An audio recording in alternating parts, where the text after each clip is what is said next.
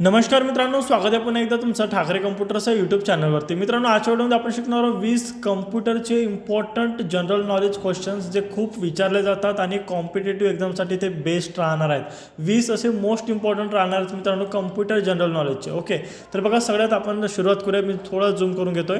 हु invented, आपण adjust करून घेऊया। ओके, आता बघा डन आहे। आता सगळ्यात पहिला क्वेश्चन आपला, who invented the first mechanical computer. मित्रांनो, मेकॅनिकल कम्प्युटर असो किंवा कोणताही कम्प्युटर असो, कम्प्युटरचा इन्व्हेन्शन कोण केला तर सगळ्यात पहिला आन्सर असणार आहे आपला चार्ल्स बॅबेज। बी आन्सर आपला करेक्ट आहे।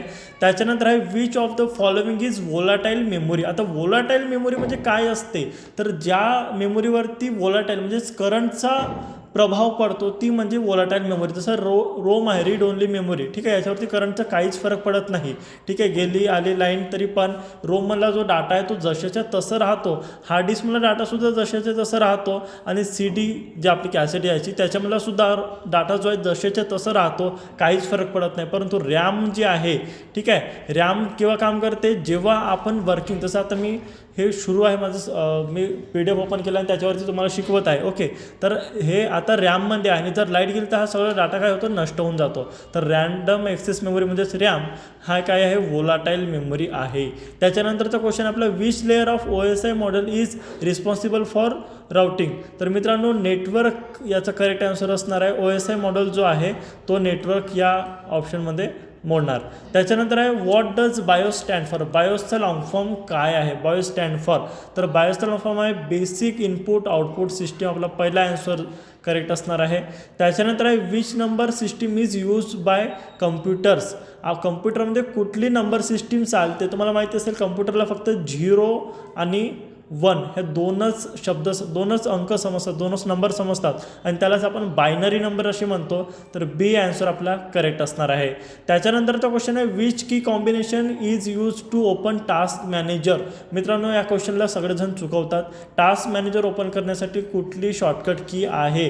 आपण नॉर्मली कॉपी पेस्ट वगैरे इत्यादी आपण कट पेस्ट वगैरे आपण पाठ करून जातो, परंतु हा क्वेश्चनसुद्धा खूप विचारला गेलेला आहे कॉम्पिटेटिव्ह एक्झाममध्ये। कम्प्युटरचे रिलेटेड जे क्वेश्चन येतात त्याच्यामध्ये विचारलं गेलेलं आहे की टास्क मॅनेजर ओपन करण्यासाठी कुठली शॉर्टकट की आहे तर कंट्रोल शिफ्ट एस्केप, ठीक आहे, हा आपला करेक्ट आन्सर असणार आहे पहिला।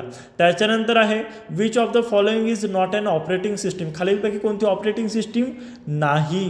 क्वेश्चन डबल वाचा मित्रांनो, जोपर्यंत डबल वाचणार नाही तोपर्यंत कळणार नाही।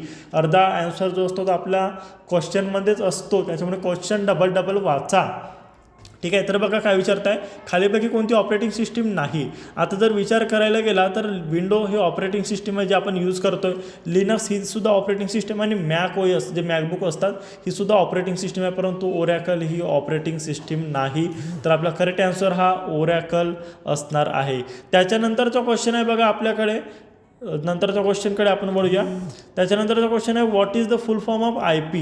IPचा फुल फॉर्म काय, आपण बरेच वेळा शब्द वापरतो IP ॲड्रेस असं तसं, ठीक आहे, IP हॅक केला आहे वगैरे वगैरे, परंतु IPचा लॉंग फॉर्म काय आहे तर IPचा लॉंग फॉर्म होतो इंटरनेट प्रोटोकॉल। आता याच्यापैकी ऑप्शन दिलेला आहे आपल्याला इंटरनेट प्रोसेस, इंटरनल प्रोटोकॉल। बघा मित्रांनो, शब्दामध्ये फरक आहे। इंटरनल हा असा शब्द आहे, ठीक आहे, खाली तुम्हाला दिसतं इंटरफेस प्रोटोकॉल, आपण शब्द वाचत नाही बरोबर आणि चुकवतोय।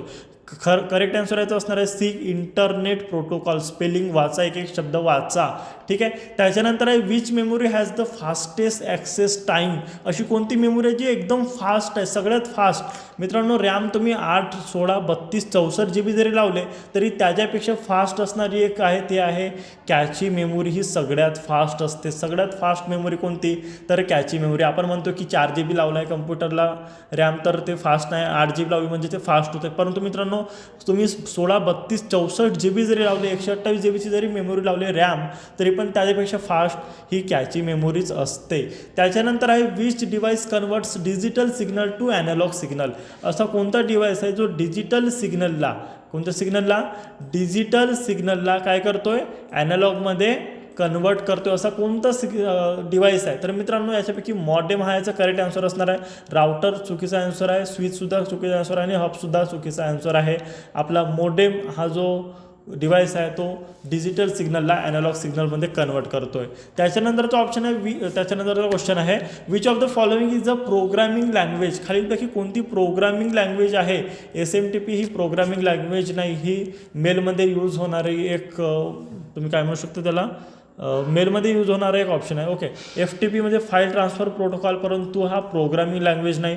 HTTP ठीक आहे, बऱ्याचशा वेबसाईट सगळ्या वेबसाईट HTTP पासूनच सुरू होतात, परंतु तुम्ही याच्यामध्ये गफलत करू नका, चुकी करू नका. HTTP ही वेबसाईटची स्टार्टिंग होणारा पॉईंट आहे, परंतु ती प्रोग्रामिंग लँग्वेज नाही. वेबसाईट बनवताना प्रोग्रामिंग लँग्वेजचा उपयोग पडतो, परंतु ती प्रोग्रामिंग लँग्वेज नाही. HTML ही जी लँग्वेज आहे ही बेसिक प्रोग्रामिंग लँग्वेज आहे. तर याचा आन्सर आपला ए हा करेक्ट असणार आहे. नंतरचा क्वेश्चन आहे बघा, what is the default extension of MS word file. ठीक आहे, न्यू व्हर्जनमध्ये. आता न्यू व्हर्जन हा तुम्हाला कन्फ्यूज करण्यासाठी शब्द आहे. जुन्या पुराण्या सगळ्या व्हर्जनपासून आपल्याकडे एकच हे सुरू आहे मित्रांनो एक्सटेन्शन मायक्रोसॉफ्ट वर्डचा डॉक. ठीक आहे, .doc हा आपला करेक्ट आन्सर असणार आहे. DOCX नाही, .doc हा आपला करेक्ट आन्सर आहे. MS वर्डचा काय आहे एक्सटेन्शन आहे. त्याच्यानंतरचा क्वेश्चन आहे which part of CPU performs calculation. आता बघा क्वेश्चन थोडा कसं घुमवून विचारलं गेलेलं आहे की कॅल्क्युलेशन जे आहे ते CPUचा कोणता भाग करतो आहे. ॲक्च्युली यांना काय विचारायचं आहे की अर्थमॅटिक जे क्वेश्चन्स असतात, अर्थमॅटिक जे ऑपरेशन्स असतात ते CPUचा कोणता भाग सॉल्व करतो आहे. ठीक आहे, पण त्यांनी अर्थमॅटिक न वापरता कॅल्क्युलेशन हा वर्ड वापरला आहे.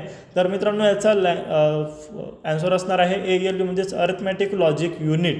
ठीक आहे, कॅल्क्युलेशन जे आहे ते अर्थमॅटिक जो पार्ट असतो, अर्थमॅटिक लॉजिक युनिट हा जो CPUचा पार्ट असतो तो सॉल्व करतो आहे. त्याच्यानंतरचा क्वेश्चन आहे which is an example of system software. खालीलपैकी कोणता सिस्टीम सॉफ्टवेअरचा एक्झाम्पल आहे. आता मी तुम्हाला सांगतो MS Excel जे आहे ते स्प्रेडशीट आहे, म्हणजेच काय आहे स्प्रेडशीट, आपण त्याच्यावरती वर्क वगैरे करतो, तो एक ॲप्लिकेशन सॉफ्टवेअर आहे. त्याच्यानंतर बघा फोटोशॉप हा सुद्धा एक डिझायनिंग सॉफ्टवेअर आहे, म्हणजे त्याच्यामध्ये आपण डिझाईन बनवतो किंवा फोटो वगैरे एडिट करतोय.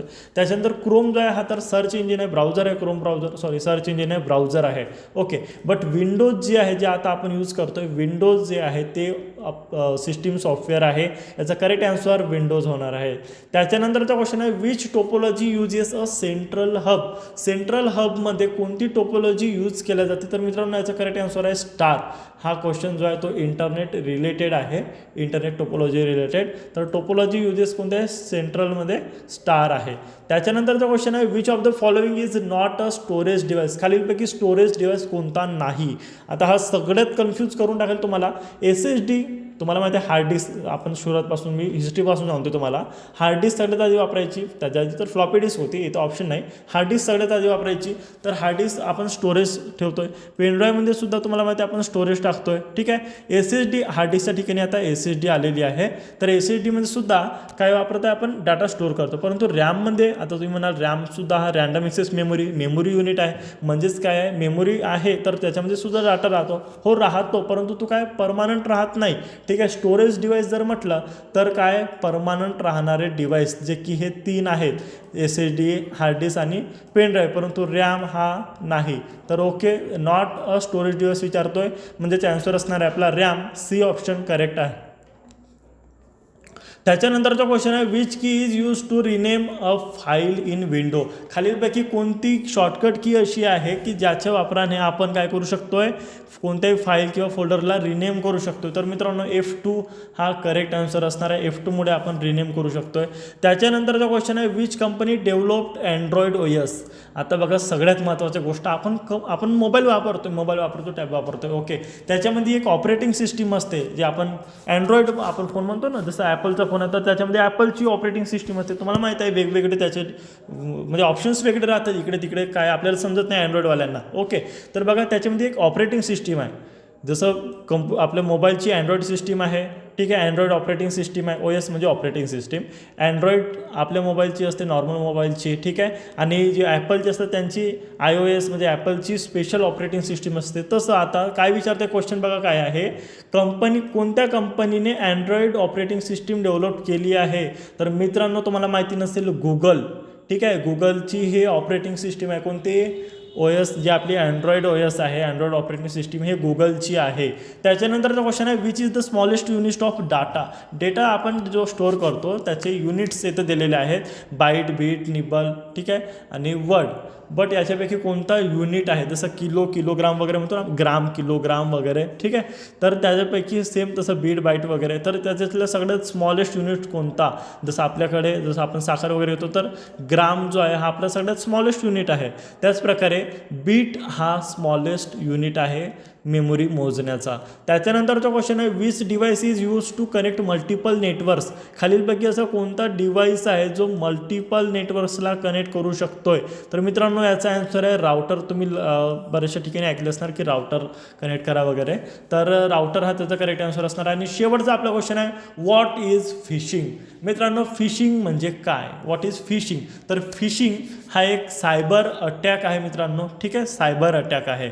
आता बघा याच्यामध्ये काय काय ऑप्शन दिलेलं आहे, virus attack, email fraud, hardware failure, data backup. तर डाटा बॅकअप तर नाहीच आहे, हार्डवेअर फेलियर पण नाही आहे, ईमेल फ्रॉड पण नाही आहे, व्हायरस अटॅक हा त्याचा करेक्ट आन्सर आहे. What is fishing. तर फिशिंग आहे एखादी व्हायरस असतो तो आपल्याला अटॅक करतो आहे, ठीक आहे, म्हणजे जे हॅकर्स असतात ते व्हायरस अटॅक आपल्याला करतात, त्यालाच आपण फिशिंग असे म्हणतो.